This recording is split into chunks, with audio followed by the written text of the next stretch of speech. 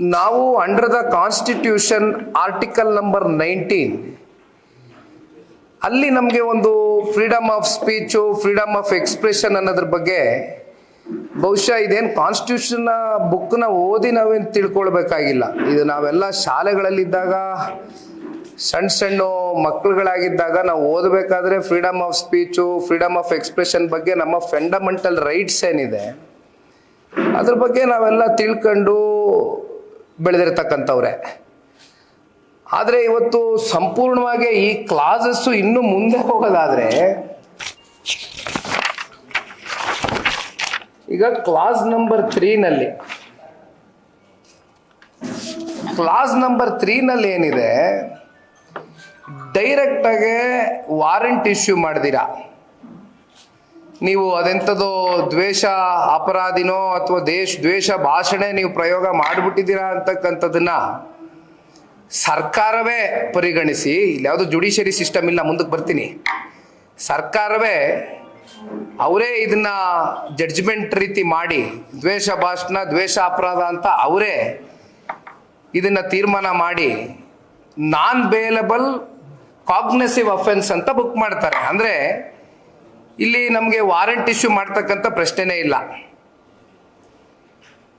ಕನಿಷ್ಠ ಪಕ್ಷ 1 ರಿಂದ 2 ವರ್ಷ ಇಂಪ್ರಿಸನ್ಮೆಂಟು, ಗರಿಷ್ಠ 7 ವರ್ಷದವರೆಗೂ ಇಂಪ್ರಿಸನ್ಮೆಂಟು.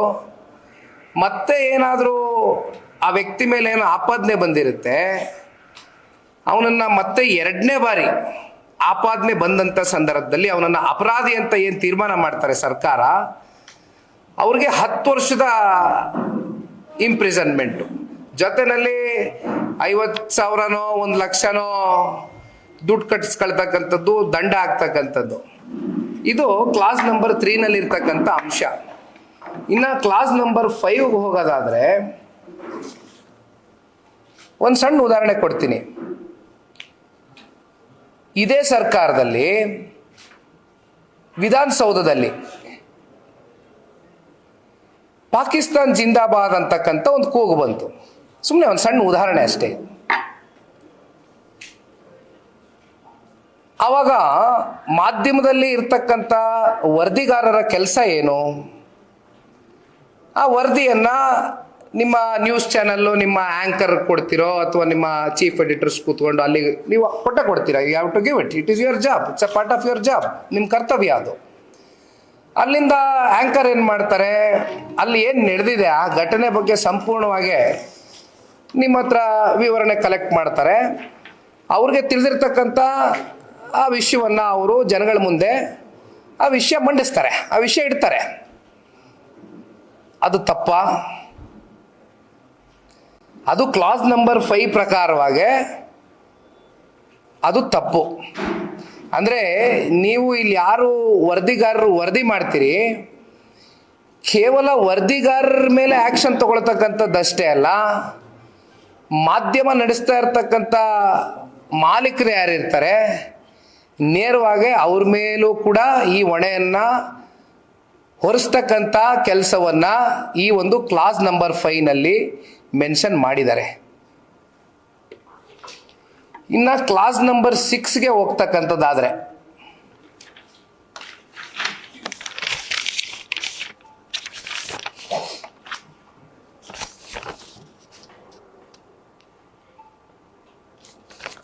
ರಾಜ್ಯ ಸರ್ಕಾರದಿಂದ ಒಬ್ಬ ಅಧಿಕಾರಿಯನ್ನ ನೇಮಕಾತಿ ಮಾಡ್ತಾರೆ. ಇಲ್ಲಿ ಯಾವುದೇ ಒಂದು ಜುಡಿಷಿಯರಿ ಸಿಸ್ಟಮ್ನ ಇನ್ವಾಲ್ವ್ಮೆಂಟ್ ಇಲ್ಲ. ಸರ್ಕಾರದ ಕ್ಲಾಸ್ ನಂಬರ್ 6 ಪ್ರಕಾರವಾಗಿ there is no judiciary which has been involved in this process. ಇಲ್ಲಿ ಈ ವಿಚಾರವನ್ನು ಅಂತಿಮವಾಗಿ ತೀರ್ಮಾನ ಮಾಡ್ತಕ್ಕಂಥದ್ದು, ನಿರ್ಣಯ ಮಾಡ್ತಕ್ಕಂಥ ಅಧಿಕಾರವನ್ನು ಕೊಟ್ಟಿರ್ತಕ್ಕಂಥದ್ದು ಸರ್ಕಾರದಲ್ಲಿ ಇರ್ತಕ್ಕಂಥ ಒಬ್ಬ ಅಧಿಕಾರಿ ಅಂತ ಮೆನ್ಷನ್ ಮಾಡಿದ್ದಾರೆ. ಆ ಅಧಿಕಾರಿ ಅವನ ಯಾವ ಒಂದು ಹುದ್ದೆಯ ಅಧಿಕಾರಿ ಏನು ಅನ್ನೋದನ್ನ ಅದರ ಒಂದು ಸ್ಪಷ್ಟತೆ ನಮಗೆ ಕೊಟ್ಟಿಲ್ಲ, ನಮಗೆ ಸಿಕ್ಕಿಲ್ಲ ಅದು. ಬಟ್ ಒಬ್ಬರು ಸರ್ಕಾರದಲ್ಲಿ ಇರ್ತಕ್ಕಂಥ ಅಧಿಕಾರಿ ತೀರ್ಮಾನ ತಗೋತಾರಂತೆ. ಏನು, ನಿಮ್ಮ ಎಲೆಕ್ಟ್ರಾನಿಕ್ ಮೀಡಿಯಾಗಳಲ್ಲಿ ಬರ್ತಕ್ಕಂಥ ವಿಷಯಗಳು, ಜೊತೆಯಲ್ಲಿ ಸರ್ವಿಸ್ ಪ್ರೊವೈಡರ್ಗಳಿರ್ಬೋದು ಅಥವಾ ಅಡ್ಮಿನ್ಗಳಿರ್ಬೋದು, ಸೋಷಿಯಲ್ ಮೀಡಿಯಾ ಇದರಲ್ಲಿ ಬರ್ತಕ್ಕಂಥ ವಿಚಾರಗಳನ್ನ ಇಲ್ಲಿ ಇರ್ತಕ್ಕಂಥ ಅಧಿಕಾರಿ ಅವನು ಯಾವುದು ಬರಬೇಕು ಅಥವಾ ಯಾವುದು ಬರಬಾರದು ಅಂತಕ್ಕಂಥ ನಿರ್ಣಯವನ್ನ ಅಧಿಕಾರಿ ಸರ್ಕಾರದ ಮೂಲಕ ತಗೊಳ್ತಾರೆ. There is no judiciary system involved in this. They overlook judiciary basically. ಈ ರೀತಿ ಇವೆಲ್ಲ ವಿಚಾರಗಳು ನಾವು ಕ್ಲಾಸ್ಗಳು ನೋಡ್ತಕ್ಕಂಥದ್ದಾದ್ರೆ ನಮ್ಮೆಲ್ರಿಗೂ ಜ್ಞಾಪಕ ಬರ್ತಕ್ಕಂಥದ್ದು, ನಾವೆಲ್ಲ ಹುಟ್ಟಿರಲಿಲ್ಲ. 1975ರಲ್ಲಿ ಎಮರ್ಜೆನ್ಸಿ ಏನು ಡಿಕ್ಲೇರ್ ಆಗತ್ತೆ. ಆ ಎಮರ್ಜೆನ್ಸಿ ಡಿಕ್ಲೇರ್ ಆಗ್ತಕ್ಕಂಥದ್ದಕ್ಕೆ ನಾನಾ ಕಾರಣಗಳಿದೆ. ಅದರ ಆಳ ಅಗಲವನ್ನು ನಾವು ತಿಳ್ಕೊಳ್ತಾ ಹೋದರೆ ನಾವು ಪುಸ್ತಕಗಳಲ್ಲಿ ಓದಿದ್ದೀವಿ. ಆ ಎಮರ್ಜೆನ್ಸಿ ಡಿಕ್ಲೇರ್ ಆದಾಗ ಏನೇನಾಯಿತು, ಜರ್ನಲಿಸ್ಟ್ಗಳನ್ನ ಯಾವ ರೀತಿ ಜೈಲ್ಗೆ ಹಾಕಿದ್ರು, ಯಾತಕ್ಕೋಸ್ಕರ ಎಮರ್ಜೆನ್ಸಿ ಡಿಕ್ಲೇರ್ ಆಯಿತು, ಕಾನ್ಸ್ಟಿಟ್ಯೂಷನಲ್ ಬಾಡೀಸ್ನ ಅಧಿಕಾರವನ್ನ ಕಿತ್ಕೊಳ್ತಕ್ಕಂಥದ್ದಕ್ಕೆ ಎಮರ್ಜೆನ್ಸಿಯನ್ನು ಡಿಕ್ಲೇರ್ ಮಾಡಿದರು. 1971ರಲ್ಲಿ ಚುನಾವಣೆ ಆಗುತ್ತೆ. ಆ ಚುನಾವಣೆಯಲ್ಲಿ ಪೂರ್ಣ ಪ್ರಮಾಣದ ದೊಡ್ಡ ಬಹುಮತದಿಂದ ಕಾಂಗ್ರೆಸ್ನ ಸರ್ಕಾರ ಆಡಳಿತಕ್ಕೆ ಬರುತ್ತೆ. ಅಲ್ಲಿ ಒಬ್ಬ ಸೋಷಲಿಸ್ಟು ಒಂದು ಪೆಟಿಷನ್ನ ಫೈಲ್ ಮಾಡ್ತಾರೆ. ಈ ಚುನಾವಣೆ ನಡೆದಿರ್ತಕ್ಕಂಥ ಪ್ರಕ್ರಿಯೆ ಎಲ್ಲ ಒಂದು ಕಡೆ ಎಲೆಕ್ಟರಲ್ ಮ್ಯಾಲ್ಫಂಕ್ಷನ್ ಆಗಿದೆ. ಇಲ್ಲಿ ಚುನಾವಣೆ ಪ್ರಕ್ರಿಯೆ ಏನು ನ್ಯಾಯಬದ್ಧವಾಗಿ ಪಾರದರ್ಶಕವಾಗಿ ನಡಿಬೇಕಾಗಿತ್ತು, ಅದು ನಡೆದಿಲ್ಲ ಅಂತಕ್ಕಂಥದ್ದನ್ನ ಪೆಟಿಷನ್ ಫೈಲ್ ಮಾಡ್ತಾರೆ. ಅಲಹಾಬಾದ್ ಹೈಕೋರ್ಟ್ನಲ್ಲೂ ಕೂಡ ಅದು ಹೌದು ಅಂತಕ್ಕಂಥದ್ದು ಕೋರ್ಟ್ನಲ್ಲಿ ಒಂದು ಜಡ್ಜ್ಮೆಂಟ್ನ ಕೊಡ್ತಾರೆ. ಅಲ್ಲಿಂದ ಮತ್ತೆ ಸುಪ್ರೀಂ ಕೋರ್ಟ್ಗೆ ಹೋಗ್ತಾರೆ, ಸ್ಟೇ ತಗೊಳ್ತಾರೆ, ಅದೆಲ್ಲ ನಡೆಯುತ್ತೆ ವಿಚಾರಗಳು. ಬಟ್ ಅಲ್ಟಿಮೇಟ್ಲಿ ಅಧಿಕಾರಕ್ಕೋಸ್ಕರ ಅವತ್ತು ಎಮರ್ಜೆನ್ಸಿಯನ್ನ ತರಾತುರಿನಲ್ಲಿ ಯಾವ ರೀತಿ ಡಿಕ್ಲೇರ್ ಮಾಡಿದ್ರು, ಯಾವ ರೀತಿ ಜರ್ನಲಿಸ್ಟ್ನ ಪ್ಲಸ್ಸು ಯಾರ್ಯಾರು ಬೇರೆ ಬೇರೆ, ಅವತ್ತಿದ್ದು ಕಾಂಗ್ರೆಸ್ ಒಂದು ಬಲಿಷ್ಠವಾದಂಥ ಪಾರ್ಟಿ. ಕಾಂಗ್ರೆಸ್ ಬಿಟ್ಟರೆ ಆಂಟಿ ಕಾಂಗ್ರೆಸ್ನ ಇವತ್ತು ಯಾರಾದರೂ ಒಂದು ಪ್ರತಿಪಕ್ಷ ಅಂತಕ್ಕಂಥದ್ದು ಇರಬೇಕಾಗಿತ್ತಲ್ಲ, ಆ ಪ್ರತಿಪಕ್ಷದ ಒಂದು ಜವಾಬ್ದಾರಿಯನ್ನು ಸಾಕಷ್ಟು ನಾಯಕರುಗಳನ್ನ ಒತ್ತಿದ್ರು. ಬಹುಶಃ ಜಯಪ್ರಕಾಶ್ ನಾರಾಯಣರವರು, ಇವತ್ತು ನಾವಿಲ್ಲೇನು ನಮ್ಮ ಕಚೇರಿಗೆ ಜಯಪ್ರಕಾಶ್ ನಾರಾಯಣರವರ ಎಂದು ಹೆಸರು ಮೇಲೆ ಇವತ್ತು ಈ ಕಚೇರಿಯನ್ನ ಪ್ರಾರಂಭ ಮಾಡಿರ್ತಕ್ಕಂಥದ್ದು ಸನ್ಮಾನ್ಯ ದೇವೇಗೌಡರು ಸಾಹೇಬರು. ಬಹುಶಃ ನಿಮ್ಮೆಲ್ಲರಿಗೂ ಗೊತ್ತಿದೆ, ಎಮರ್ಜೆನ್ಸಿ ಆದಂಥ ಕಾಲದಲ್ಲಿ ಜಯಪ್ರಕಾಶ್ ನಾರಾಯಣರವರು ಸಂಪೂರ್ಣ ಕ್ರಾಂತಿ ಅಂತಕ್ಕಂಥ ಒಂದು ಚಳುವಳಿಯ ಒಂದು ಹೆಸರಿನಲ್ಲಿ ಏನು ಎಮರ್ಜೆನ್ಸಿ ತರಾತುರಿಲಿ ರಾತ್ರೋರಾತ್ರಿ ಡಿಕ್ಲೇರ್ ಮಾಡ್ತಾರೆ. ಜರ್ನಲಿಸ್ಟ್ನ ಒಳಗಡೆ ಹಾಕ್ತಾರೆ. ಜಯಪ್ರಕಾಶ್ ನಾರಾಯಣರವರು, ಚರಣ್ ಸಿಂಗ್ ಅವರು, ಮೊರಾರ್ಜಿ ದೇಸಾಯಿ ಅವರು, ಇವರೆಲ್ಲರನ್ನೂ ಕೂಡ ಒಳಗಡೆ ಹಾಕ್ತಾರೆ. ಅಂದರೆ ಮೆನಿ ಆಫ್ ದೆಮ್ ಯಾರು ಆಂಟಿ ಕಾಂಗ್ರೆಸ್ ಅಂತ ಇದ್ರು ಪ್ರತಿಯೊಬ್ಬರನ್ನು ಒಳಗಡೆ ಹಾಕ್ತಾರೆ. ಜೊತೆನಲ್ಲಿ ಇಲ್ಲಿ ಬಹಳ ಸೂಕ್ಷ್ಮವಾಗಿ ಗಮನಿಸಬೇಕಾಗಿರತಕ್ಕಂಥ ಅಂಶ, ಇವತ್ತಿಗೆ ಕನೆಕ್ಟ್ ಆಗ್ತಕ್ಕಂಥದ್ದು, ನ್ಯೂಸ್ ಪೇಪರ್ಗಳು ಅವತ್ತು ಇದ್ದಂಥ ಕಾಲ. ಅವತ್ತೇನು ಎಲೆಕ್ಟ್ರಾನಿಕ್ ಮೀಡಿಯಾ ಇರಲಿಲ್ಲ, ಸೋಷಿಯಲ್ ಮೀಡಿಯಾ ಇರಲಿಲ್ಲ. ಆ ನ್ಯೂಸ್ ಪೇಪರ್ನಲ್ಲಿ ಯಾವ ಒಂದು ಸುದ್ದಿ ಪ್ರಕಟಣೆ ಆಗಬೇಕು ಅದರ ಸಂಪೂರ್ಣ ಸ್ಕ್ರೂಟ್ನಿ ಮಾಡ್ತಾ ಇದ್ದಂಥದ್ದು ಸರ್ಕಾರ. ಅದರ ಸಂಪೂರ್ಣ ಸ್ಕ್ರೂಟ್ನಿ ಅಂದ್ರೆ ಇದನ್ನ ಹಾಕ್ಬೇಕಾ ಬೇಡವಾ, ಇದು ಸರ್ಕಾರದ ವಿರುದ್ಧವಾಗಿದೆಯಾ ಇಲ್ವಾ, ಇದನ್ನ ಚೆಕ್ ಮಾಡಿ ಆ ಸ್ಕ್ರೂಟ್ನಿ ಮಾಡಿ ಹಾಕ್ತಾ ಇರ್ತಕ್ಕಂಥದ್ದು ಅಂದಿನ ಕಾಂಗ್ರೆಸ್ನ ಪಕ್ಷ. ಸೊ ಇದೆಲ್ಲ ನೋಡಿದಾಗ 1975ನ ಎಮರ್ಜೆನ್ಸಿ ಕಾಲ, ತುಂಬ ಮಾತಾಡ್ತಾ ಹೋದ್ರೆ ತುಂಬ ವಿಚಾರ ಇದೆ, ಸುಮ್ಮನೆ ಇಶ್ಯೂ ಡೈವರ್ಟ್ ಆಗೋದು ಬೇಡ.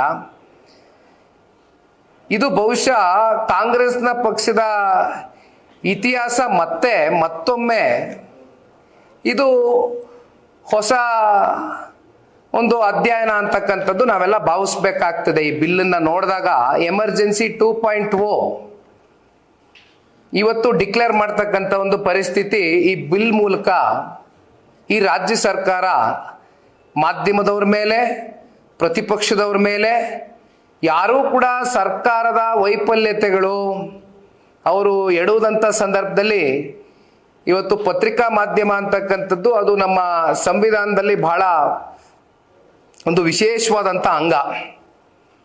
ಇವತ್ತು ನಿಮ್ಮೆಲ್ಲರಿಗೂ ಅತ್ಯಂತ ಜವಾಬ್ದಾರಿ ಇದೆ, ಹೊಣೆಗಾರಿಕೆ ಇದೆ. ರಾಜ್ಯದಲ್ಲಿ ಸರ್ಕಾರಗಳು ಎಡುವುದಂಥ ಸಂದರ್ಭದಲ್ಲಿ ಅವ್ರಿಗೆ ನೀವು ತಿದ್ದತಕ್ಕಂಥ ಶಕ್ತಿ ನಿಮ್ಮಲ್ಲಿದೆ. ಆದರೆ ನಿಮ್ಮ ಶಕ್ತಿಯನ್ನು ಇವತ್ತು ಕಿತ್ಕೊಳ್ತಕ್ಕಂಥದ್ದು, ಹತ್ತಿಕ್ತಕ್ಕಂಥದ್ದು, ಜೊತೆಯಲ್ಲಿ ಪ್ರತಿಪಕ್ಷಗಳು ಕೂಡ ಇವತ್ತು ಏನೂ ಮಾತನಾಡಬಾರ್ದು. ಈ ಸರ್ಕಾರದ ವೈಫಲ್ಯತೆಯ ಬಗ್ಗೆ ಒಂದು ಚಕಾರ ಮುಂದಿನ ದಿನಗಳಲ್ಲಿ ಎತ್ತಿದ್ರೆ ಬಹುಶಃ ಇವತ್ತು ನಾವು ನೀವೇನು ಇಷ್ಟು ಮನಸ್ಸು ಬಿಚ್ಚಿ freedom of speech, freedom of expression ಅಂತ ಮಾತಾಡ್ತಾ ಇದ್ದೀವಿ. ಮುಂದಿನ ದಿನಗಳಲ್ಲಿ ಏನಾದರೂ ಈ ಬಿಲ್ ಜಾರಿ ಆದರೆ ನಾವು ನೀವೇನಾದ್ರು ಹಿಂಗೆ ಕೂತ್ಕೊಂಡು ಪ್ರೆಸ್ ಅಡ್ರೆಸ್ ಮಾಡಬೇಕು ಅಂದರೆ ನೀವು ಪ್ರಶ್ನೆ ಕೇಳೋರಿಗೆ ನಿಮಗೂ ಕೂಡ ಒಳಗಡೆಯಿಂದ ನಾವು ಎಂಥ ಪ್ರಶ್ನೆ ಕೇಳಬೇಕು ಅಂತ ನೀವು 100 ಬಾರಿ ಆಲೋಚನೆ ಮಾಡಬೇಕು. ನಾವು ಯಾವ ರೀತಿ ಉತ್ತರ ಕೊಡಬೇಕಪ್ಪ ಇದಕ್ಕೆ ಅಂತ ನಾವು 1000 ಬಾರಿ ಆಲೋಚನೆ ಮಾಡ್ತಕ್ಕಂಥ ಪರಿಸ್ಥಿತಿಯಲ್ಲಿ ನಮ್ಮನ್ನ ದೂಡ್ತಾರೆ ಸರ್ಕಾರ. ಅಂದರೆ ಅವ್ರಿಗೆ ಇಲ್ಲ ಈ ವ್ಯಕ್ತಿ ಸರ್ಕಾರದ ವಿರುದ್ಧವಾಗೋ ನಮಗೆ ಅಂದರೆ ಅದೇ ದ್ವೇಷ ಭಾಷಣ, ದ್ವೇಷ ಅಪರಾಧಿಗಳು ಅಂಥದ್ದು ಏನು ಮೆನ್ಷನ್ ಮಾಡ್ಕೊಂಡಿದಾರಲ್ಲ, ಅವ್ರಿಗೆ ಇಷ್ಟ ಇಲ್ಲದೆ ಇರ್ತಕ್ಕಂಥ ಅಂಶ ಯಾವುದಾದ್ರು ಇದ್ರೆ ಬಹುಶಃ ನಾವು ಮಾತನಾಡಿದ್ರೆ ನಮ್ಮೆಲ್ರಿಗೂ ಕರ್ಕೊಂಡೋಗಿ ಒಂದು 4 ದಿನ ಒಳಗಡೆ ಕೂರಿಸ್ತಾರೇನೋ. ಇದು ಸರ್ಕಾರದ ತೀರ್ಮಾನ ಅಂತಕ್ಕಂಥದ್ದು ಈ ಒಂದು ಬಿಲ್ ಮೂಲಕ ಈ ಡ್ರಾಫ್ಟ್ ಏನು ಮಾಡಿದ್ದಾರೆ ಇದರಲ್ಲಿ ಬಹಳ ಸುಲಭವಾಗಿ ಅರ್ಥ ಮಾಡ್ಕೊಳ್ತಕ್ಕಂಥ ವಿಚಾರ. ಆದರೆ ಪ್ರಜಾಪ್ರಭುತ್ವದ ಕೊಲೆಯನ್ನ ಮಾಡಲಿಕ್ಕೆ ಹೋಗ್ತಾ ಇರ್ತಕ್ಕಂಥ ಈ ರಾಜ್ಯ ಸರ್ಕಾರ, ನಾವು ಈ ರೀತಿ ಸುಮ್ಮನೆ ಕೂತ್ಕೊಳ್ಳಿಕ್ಕೆ ಆಗೋದಿಲ್ಲ. ಒಂದು ಸಣ್ಣ ಇನ್ಸಿಡೆಂಟ್ ಹೇಳ್ತೀನಿ. ಸುಪ್ರೀಂ ಕೋರ್ಟ್ನಲ್ಲಿ ಸೆಕ್ಷನ್ 66A ಒಂದು ಜಡ್ಜ್ಮೆಂಟ್, ಒಂದು ರೀಸೆಂಟಾಗಿ ನಡೆದಿರ್ತಕ್ಕಂಥ ಜಡ್ಜ್ಮೆಂಟ್ ಇದು, not too long ago. Just ಸಣ್ಣದಾಗಿ ಓದ್ಬಿಡ್ತೀನಿ. In Shreya Singhal versus union of India, the Supreme Court struck down section 66A of the IT Act because it was vague, overboard, prone to misuse and creating a chilling effect. Every single defect the Supreme Court warned about is present in this bill, plus harsher punishments. This law will not survive judicial scrutiny. ಅಂದರೆ ಇದನ್ನ ಸದನದ ಒಳಗಡೆ ಇವತ್ತು ಈ ಬಿಲ್ಲನ್ನ ಏನು ಮಂಡಿಸಿದ್ದಾರೆ ಇದನ್ನ ಜಾರಿಗೆ ತಗೊಂಡು ಹೋಗ್ತಕ್ಕಂಥದ್ದಕ್ಕೆ ಸರ್ಕಾರ ಬಹುಶಃ ಈಗಾಗಲೇ ಸಿದ್ಧತೆಗಳನ್ನ ಏನು ಮಾಡ್ಕೊಂಡಿದ್ದಾರೆ. ಜನತಾದಳ ಪಕ್ಷ ಮತ್ತೆ ಭಾರತೀಯ ಜನತಾ ಪಾರ್ಟಿ ಇಬ್ಬರೂ ಕೂಡ ಇದನ್ನ ಸದನದ ಒಳಗಡೆ ವಿರೋಧಿಸ್ತೀವಿ. ಮೊದಲನೇ ವಿಚಾರ. ಎರಡನೇ ಅಂಶ, ಈಗ ಸುಪ್ರೀಂ ಕೋರ್ಟ್ನ ಈ 66A ಜಡ್ಜ್ಮೆಂಟ್ನ ಈಗ ತಾನೇ ನಿಮ್ಮ ಮುಂದೆ ನಾನೇನು ಓದಿ ಹೇಳಿದ್ದೀನಿ. ಕಾನೂನಾತ್ಮಕವಾಗಿ ನಮಗೆ ಎಲ್ಲ ರೀತಿ ಹೋರಾಟ ಮಾಡ್ತಕ್ಕಂಥದ್ದಕ್ಕೆ ಕಾನೂನಿನ ಪರಿಮಿತಿಯಲ್ಲಿ ನಮಗೆ ಅವಕಾಶಗಳಿದೆ. ಅದನ್ನು ಕೂಡ ನಾವು ದಿಟ್ಟವಾದಂಥ ಒಂದು ಹೆಜ್ಜೆ ಇಡ್ತಕ್ಕಂಥ ನಿರ್ಧಾರ ಮಾಡಿದ್ದೀವಿ. ಬಹುಶಃ ಇಲ್ಲಿ ನಿಮಗೆ ಗೊತ್ತಿದೆ, ಹಿಂದೆ IPC ಸೆಕ್ಷನ್ ಇತ್ತು.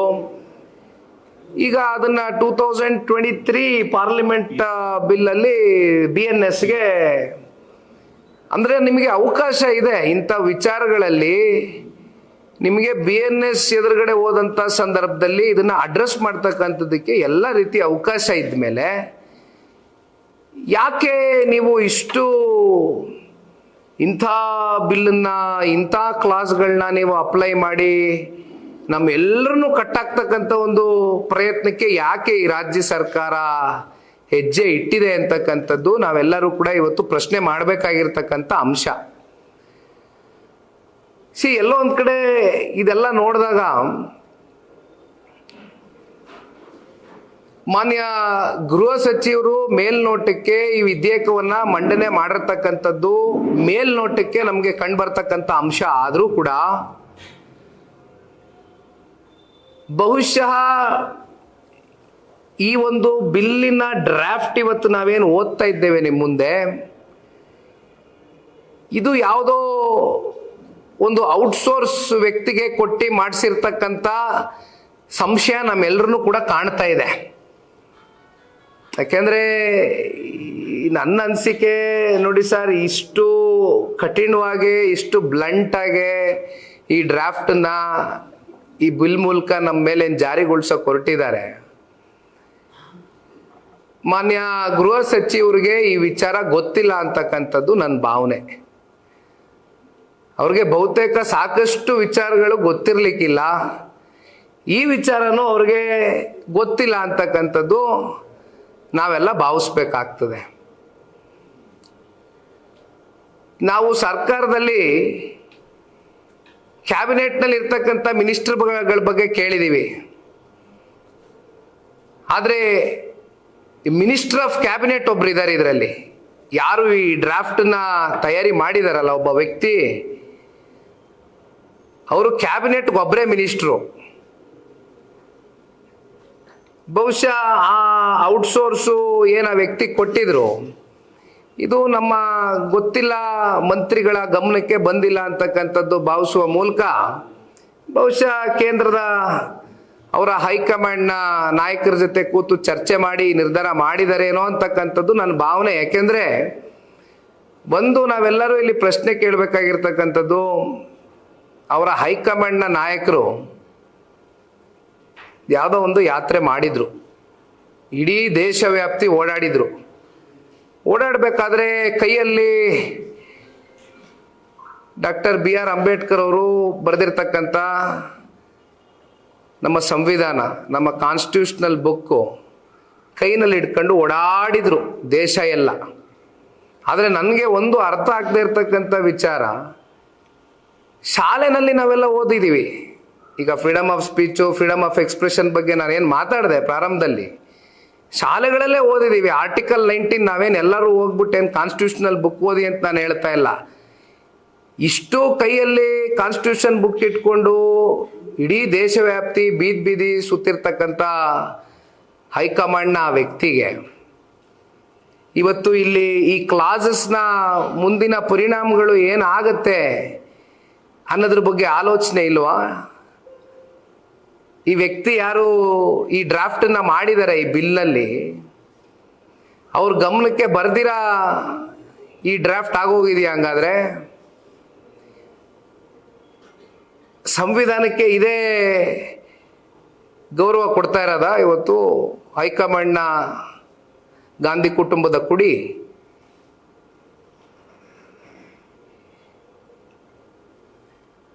ಸರ್, ಒಂದು ಈ ಸಂದರ್ಭದಲ್ಲಿ ನನ್ನ ಮಾಧ್ಯಮದ ಸ್ನೇಹಿತರಿಗೆ ಮನವಿ ಮಾಡುವಂಥದ್ದು, ನನಗೆ ಬಹಳ ಆಶ್ಚರ್ಯ ಉಂಟಾಗಿದೆ.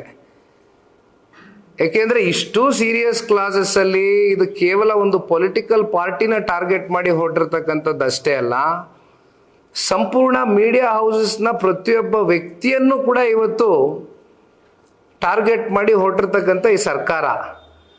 ಆದರೂ ಕೂಡ ಯಾಕೆ ಕಳೆದ 2 ದಿನದ ಹಿಂದೆ ಈ ವಿಧೇಯಕ ಮಂಡಿಸಿದ್ರು ಕೂಡ ಸದನದಲ್ಲಿ, ಇಲ್ಲಿವರೆಗೂ ಮಾಧ್ಯಮದ ಸ್ನೇಹಿತರು ಯಾಕೆ ಇದ್ರ ಬಗ್ಗೆ ಹೆಚ್ಚಾಗಿ ಮಾಧ್ಯಮಗಳಲ್ಲಿ ತಾವು ಇದನ್ನು ಗಂಭೀರವಾಗಿ ತಗೊಂಡು ಚರ್ಚೆ ಮಾಡ್ತಾ ಇಲ್ಲ? ಯಾಕೆ ಸರ್ಕಾರಕ್ಕೆ ನೀವು ಈ ಪ್ರಶ್ನೆಯನ್ನು ಕೇಳ್ತಾ ಇಲ್ಲ ಅನ್ನೋದೇ ನನಗೆ ಯಕ್ಷ ಪ್ರಶ್ನೆಯಾಗಿ ಉಳಿದುಬಿಟ್ಟಿದೆ. ಯಾಕೆಂದರೆ ಯಾವುದೇ ವಿಚಾರಗಳಿದ್ರೂ ಕೂಡ ತಾವೆಲ್ಲರೂ ಕೂಡಲೇ ರಿಯಾಕ್ಟ್ ಮಾಡ್ತೀರಿ, ಕೂಡಲೇ ನಿಮ್ಮ ಜವಾಬ್ದಾರಿಯನ್ನು ಮೆರೀತೀರಿ, ನಮ್ಮೆಲ್ರಿಗೂ ಪ್ರಶ್ನೆ ಮಾಡ್ತೀರಿ, ಉತ್ತರ ಸಿಗೋವರೆಗೂ ಬಿಡೋದಿಲ್ಲ. ಆದರೆ ಇಂಥ ಗಂಭೀರವಾದಂಥ ವಿಚಾರದಲ್ಲಿ ಯಾವುದೋ 1-2 ಚಾನಲ್ಗಳಲ್ಲಿ ನಾನು 8 ಗಂಟೆ 9 ಗಂಟೆ ನ್ಯೂಸ್ ನೋಡಿದಾಗ ನಾನು ಗಮನಿಸಿದೆ, ಅದನ್ನು ಸಣ್ಣದಾಗೆ ಮಾತನಾಡಿರ್ತಕ್ಕಂಥದ್ದು 1-2 ಚಾನಲ್ಗಳಲ್ಲಿ ಬಿಟ್ಟರೆ, ಇದನ್ನು ಯಾಕೆ ಮಾಧ್ಯಮದ ಮಿತ್ರರು, ಪತ್ರಿಕಾ ಮಾಧ್ಯಮ ಆಗಲಿ, ದೃಶ್ಯ ಮಾಧ್ಯಮ ಆಗಲಿ, ಯಾಕೆ ಇದನ್ನು ಅಷ್ಟು ಗಂಭೀರವಾಗಿ ತಗೊಳ್ತಾ ಇಲ್ವಲ್ಲ ಈ ವಿಚಾರ ಅನ್ನೋದು ನನಗೆ ಪ್ರಶ್ನೆ ಕಾಡ್ತಾ ಇದೆ. ದಯಮಾಡಿ ನಾವು ನೀವೆಲ್ಲರೂ ಇದು ಭಾಳ ಗಂಭೀರವಾಗಿ ತಗೊಳ್ಬೇಕಾಗಿರ್ತಕ್ಕಂಥ ವಿಚಾರ.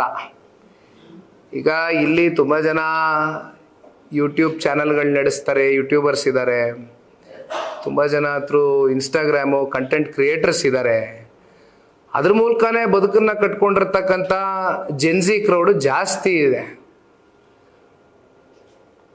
ಅವ್ರೇನಾದರೂ ಯಾರನ್ನೋ ಅಪಹಾಸ್ಯ ಮಾಡ್ತಾರೋ ಅಥವಾ ಯಾವುದೋ ಧರ್ಮದ ಬಗ್ಗೆ ಅವಹೇಳನಕಾರಿಯಾಗಿ ಏನಾದರೂ ಕಂಟೆಂಟ್ ಕ್ರಿಯೇಟ್ ಮಾಡ್ತಾರೋ ಅಥವಾ ಏನಾದರೂ ತಪ್ಪುಗಳು ನಡೆದಂಥ ಸಂದರ್ಭದಲ್ಲಿ ಕಾನೂನಿನಲ್ಲಿ ಇವಾಗ BNS ಅಂತ ನಾನು ಏನು ಹೇಳಿದೆ ಆ ಮೂಲಕ ನಮಗೆ ಹೋರಾಟ ಮಾಡ್ತಕ್ಕಂಥದ್ದಕ್ಕೆ ಅಡ್ರೆಸ್ ಮಾಡ್ತಕ್ಕಂಥದ್ದಕ್ಕೆ ಎಲ್ಲ ಅವಕಾಶಗಳಿದೆ.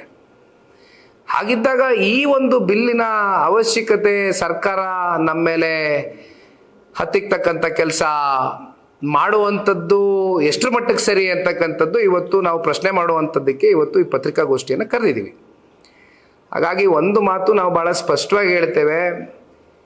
ನಾನು ಹೇಳ್ತಾ ಇದ್ದೆ ನಿಮಗೆ, ಜಯಪ್ರಕಾಶ್ ನಾರಾಯಣರವರ ಹೆಸರಿನಲ್ಲೇ ಇವತ್ತು JP ಭವನ ಅಂತ ಏನು ಕಟ್ಟಿದ್ದೀವಿ, ಇಲ್ಲಿ ಕೂತ್ಕೊಂಡು ಪ್ರೆಸ್ ಅಡ್ರೆಸ್ ಮಾಡ್ತಾ ಇದ್ದೀವಿ. ಅವ್ರ ಕಾಲದಲ್ಲಿ ಟೋಟಲ್ ರೆವಲ್ಯೂಷನ್ ತಗೊಂಡು ಬರ್ತಕ್ಕಂಥದ್ದಕ್ಕೆ ಕಾಂಗ್ರೆಸ್ನ ವಿರುದ್ಧವಾಗಿ ಹಲವಾರು ಜನ ನಾಯಕರುಗಳು ದಿಟ್ಟವಾದಂಥ ಹೋರಾಟವನ್ನು ಚಳುವಳಿಯನ್ನು ಏನು ಎತ್ಕೊಂಡ್ರು ಕೈಗೆ, ಅದೇ ರೀತಿ ಬಹುಶಃ ನಾವು ನೀವೆಲ್ಲರೂ ಸೇರಿ ಇವತ್ತು ಈ ರಾಜ್ಯ ಸರ್ಕಾರದ ವಿರುದ್ಧವಾಗಿ ಎತ್ಕೊಳ್ತಕ್ಕಂಥ ಒಂದು ದಿನಗಳು ಬಂದುಬಿಟ್ಟಿದೆ ಅಂತಕ್ಕಂಥದ್ದು ನನ್ನ ಒಂದು ಅನಿಸಿಕೆ.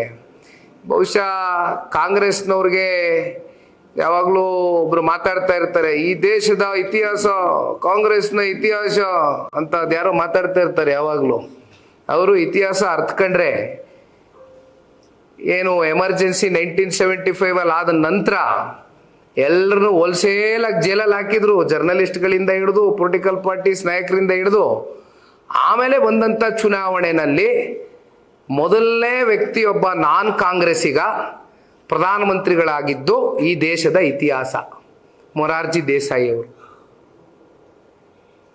ಅದೇ ರೀತಿ ಇವತ್ತೇನು ಈ ಕಾಂಗ್ರೆಸ್ಸು ಈ ಬಿಲ್ಲನ್ನು ಜಾರಿಗೆ ತಗೊಂಡು ಬರಬೇಕು, ಪತ್ರಿಕಾ ನಮ್ಮ ಎಲ್ಲ ಮಾಧ್ಯಮ ರಂಗದ ಸ್ನೇಹಿತರುಗಳನ್ನ ಕೈ ಕಟ್ಟೆ ಹಾಕಬೇಕು, ಪ್ರತಿಪಕ್ಷಗಳ ಕೈ ಕಟ್ಟೆ ಹಾಕಬೇಕು, ಯಾರು ಏನೂ ಚರ್ಚೆ ಮಾಡಬಾರ್ದು, ಸರ್ವಾಧಿಕಾರಿ ಮನಸ್ಥಿತಿಯನ್ನು ಇಟ್ಕೊಂಡು ಇವತ್ತು ಈ ರಾಜ್ಯ ಸರ್ಕಾರ ಕೆಲವೊಂದಷ್ಟು ನಡೆಗಳನ್ನ ನೀಡ್ತಾ ಇದ್ದಾರೆ.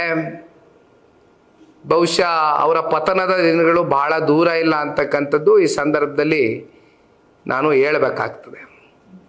ಹಾಗಾಗಿ ಇವತ್ತು ನಾವು ಒಂದು ಕಡೆ ಈ ಬಿಲ್ಲನ್ನು ವಿರೋಧಿಸ್ತಕ್ಕಂಥದ್ದು, ಜೊತೆಯಲ್ಲಿ ಕಾನೂನಾತ್ಮಕವಾಗಿ ನಮಗಿರ್ತಕ್ಕಂಥ ಕಾನೂನಿನ ಅಡಿಯಲ್ಲಿ ಒಂದು ಅವಕಾಶಗಳೇನಿದೆ, ಈ ಅವಕಾಶಗಳನ್ನು ಮುಂದಿನ ದಿನಗಳಲ್ಲಿ ನಾವು ಬಳಸ್ಕೊಳ್ತಕ್ಕಂಥ ಒಂದು ಕೆಲಸವನ್ನು ಕೂಡ ಪಕ್ಷದ ವತಿಯಿಂದ ಮಾಡ್ತೇವೆ ಅಂತಕ್ಕಂಥದ್ದನ್ನ ಈ ಸಂದರ್ಭದಲ್ಲಿ ತಿಳಿಸ್ಲಿಕ್ಕೆ ಬಯಸ್ತೇನೆ. ಧನ್ಯವಾದ. ಬೇರೆ ಏನಾರಿದೆಯಾ?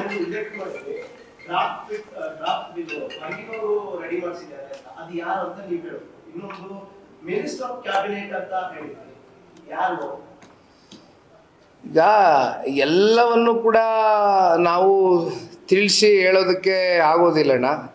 ತಾವು ಮಾಧ್ಯಮದವರು ನಮಗಿಂತ 100 ಪಟ್ಟು ಬುದ್ಧಿಜೀವಿಗಳಿದ್ದೀರಿ, ಪ್ರಜ್ಞಾವಂತರಿದ್ದೀರಿ, ಬ್ರಿಲಿಯಂಟ್ಸ್ ಇದ್ದೀರಿ. ಸೊ ನಾನು ಹೇಳಿದಂಥ ವಿಚಾರ ಯಾರು ಏನು ಅಂತಕ್ಕಂಥದ್ದು ಬಹುಶಃ ತಾವೇ ಒಮ್ಮೆ ಆಲೋಚನೆ ಮಾಡಬೇಕು. ಇಲ್ಲಿ ಸಮಯ ಬಂದಾಗ ಮಾತಾಡೋಣ. ನನಗೆ ಬಂದಿರತಕ್ಕಂಥ ಮಾಹಿತಿ ನಿಮ್ಮ ಮುಂದೆ ಇಟ್ಟಿದ್ದೀನಿ. ಬೇರೆ ಏನಾರಿತ್ತಾ? ಕಾಂಗ್ರೆಸ್ನವ್ರು ಕೇಳಿದ್ರೆ ಗೊತ್ತಾಗುತ್ತೆ. Okay, thank you sir. Thank you.